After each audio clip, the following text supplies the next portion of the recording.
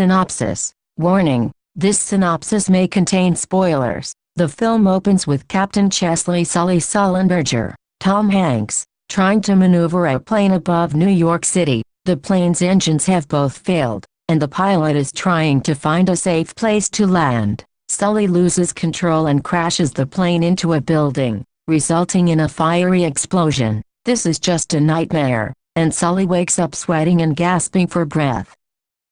It's been barely a week when Sully successfully landed U.S. Airways Flight 1549 on the Hudson River, saving the lives of all 155 passengers in what the media has dubbed the Miracle on the Hudson. However, Sully remains haunted by the incident. Sully and his co-pilot friend Jeff Skiles, Aaron Eckhart, are called in to meet with a board of people investigating the incident. One of the men, Charles Porter, Mike O'Malley, questions Sully over basic things such as if he had gotten enough sleep, whether or not he had taken any drugs or alcohol, or if he has been having troubles at home. The big question is why Sully chose to land on the Hudson instead of simply returning to LaGuardia Airport. Skiles defends Sully's actions as he was right next to him when the incident occurred. It is argued that the left engine had been determined to be idle and still functioning, but Sully disputes that and says that he felt both engines die. Sully keeps in touch with his wife Lorraine, Laura Linney, who lives with their two daughters. Lorraine has been worried about Sully's well-being ever since the incident. The media also looks into the incident, with Sully being questioned by reporters. He sits for an interview with Katie Couric, who asks him what it feels like to be seen as a hero. Sully says he doesn't feel like a hero. Following the interview, Sully looks out the window and experiences another hallucination of his plane crashing into the city. We see a brief flashback of Sully as a teenager when he was first learning to fly under LT cook, Jeff Kober. Sully and Skiles meet with the board again. They inform the pilots that several tests were run on a simulator that proved that it was possible and probable to return to LaGuardia.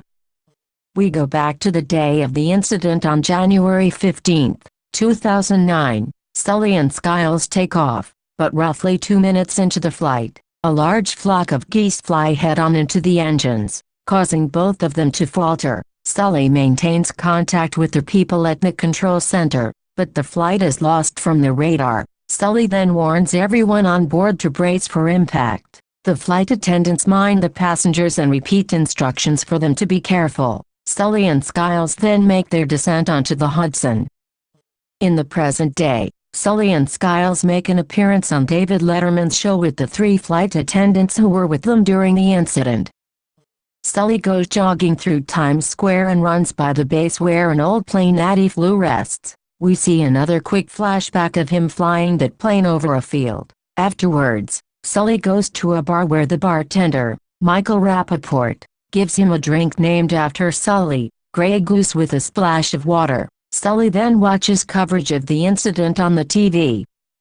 We see another flashback to that day, but with a more extensive look at the passengers. There's a woman with her elderly mother that wants to bring back a souvenir for her grandchildren. 2 grown men are traveling with their father, and they just barely make it onto the plane before it departs. There is a woman with her baby and a polite man sitting next to her. We even meet the flight attendants joining the trip. As the plane malfunctions and begins its descent, the passengers brace themselves for the worst. Some are texting their loved ones, while others are holding on tight. The polite man holds the woman's baby for her. The plane lands on the river, and soon starts to fill up with water. Sully orders everyone to evacuate as the doors are open and the rafts are inflated.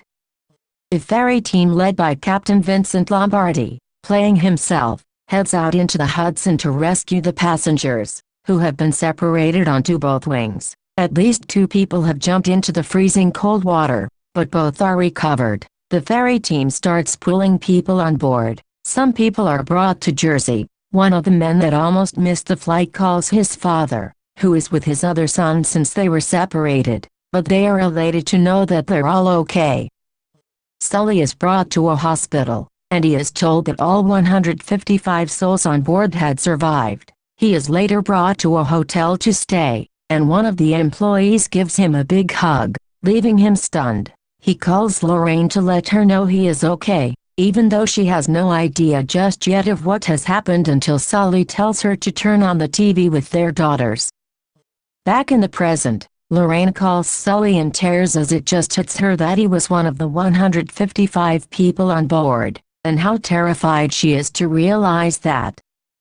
At the film's climax, Sully and Skiles attend a hearing with the board and other officials to discuss the incident. Again, it is brought up that all test pilots in the simulators were able to successfully make it back to LaGuardia without a problem. Sully argues that what they did not take into account was the human factor, in that it was a matter of life and death, and that none of the test pilots were under the same pressure that he and Skiles were facing. The directors run tests again with the apparent reaction time of 35 seconds. Sully repeatedly mentions that he acted within 208 seconds, which show that had the test pilots reacted under the same circumstances, they all would have crashed into the city if they tried going back to LaGuardia. Even attempts at making it to Teterboro Airport would have proved fatal. Everyone then listens to a recording of Sully and Skiles on the flight as they made their moves. It is enough to prove to the board that Sully and Skiles acted properly. Dr. Elizabeth Davis, Anna Gunn, comments that if Sully had been removed from the equation, everything would have gone wrong. Sully disagrees, saying that Skiles and the flight attendants also deserve credit for the landing. Davis asks Skiles what they would have done differently. Skiles replies that he would have done this in July. Everyone laughs. The final text states that it took about 24 minutes for the ferry team to rescue everyone from Flight 1549. The end credits feature photos from the real event. The end of Sully synopsis.